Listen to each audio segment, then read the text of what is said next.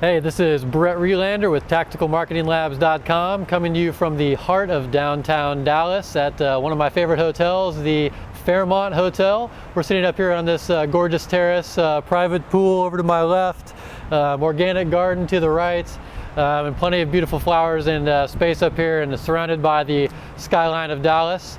We're here today actually to talk a little bit about a question that we get many times from small business and entrepreneur clients, and that is, I have a website, now what? First thing we're going to want to do is we're going to want to definitely define your market. We want to get very specific with this, and we want to determine who are the people you're trying to reach. What's their age? Where are they from geographically?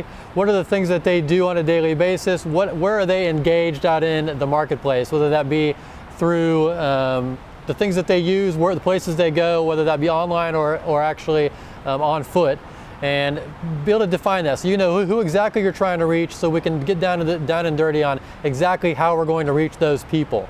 Number two is going to be to define your goals. And by the way, these are all things that you should write down. Make sure you're writing all this down, you're keeping track of these things, because if you write it down, you're more likely to not only remember it, but put it into action as well. So write these things down. Let's talk about your goals.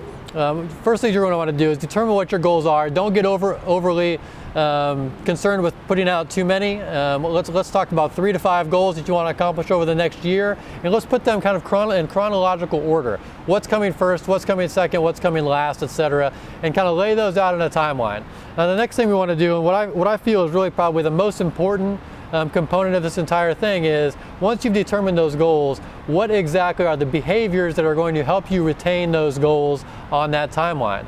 So, for instance, if you're looking from a sales perspective, if you know that your website gets 1,000 visitors per month, and you know of those 1,000 visitors, you end up closing 100 clients, so it's a 10% rate, and that's going to get you X number of amount of revenue. That allows you to, if you go through that the opposite direction, you can back into your goals. So if one of your goals is a certain amount of revenue, and you know, because you're tracking it and you're measuring it, what's happening through your website or through your sales process, then you can back yourself in and say, okay, if I want X number of amount of revenue, I need this number of sales, and in order to get this number of sales, I need this amount of traffic to my website. Therefore, what are we going to do to get this traffic to your website?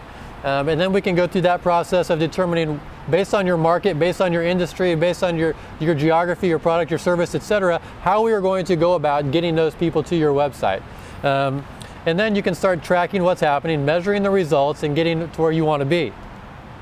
Another thing I like people to make sure that they consider is to be open to new media outlets. If you haven't done SMS marketing, you haven't done email marketing, you haven't done banner advertising, whatever the case may be, don't be afraid to try these things out. Don't be afraid to try Facebook ads. Don't be afraid to try a text message campaign.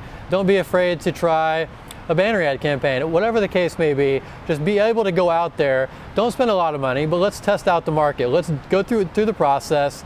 Let's see what kind of response we get. Let's track and measure what's happening so that we know what works. And go out there and use those different outlets that are available. Try new things, because you'll be amazed on what you learn and what you'll find, and what could potentially drive a lot of business for your business. One of the last things is, of course, like we always say, measure everything. I don't care what it is, track it. If you can track it, especially with digital marketing, you're able to track virtually everything. So make sure that you're tracking that, you're analyzing it, and you're paying attention to the trends and what's happening with your market, because your market, your customer, is going to determine what you want to do. They're going to tell you what they want. All you have to do is listen and then give it to them. And then lastly, of course, we want to do more of what works and less of what doesn't. It is literally that simple.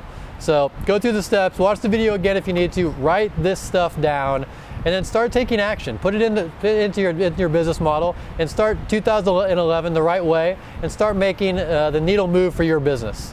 Again, this is Brett Relander, TacticalMarketingLabs.com, and we will see you next time.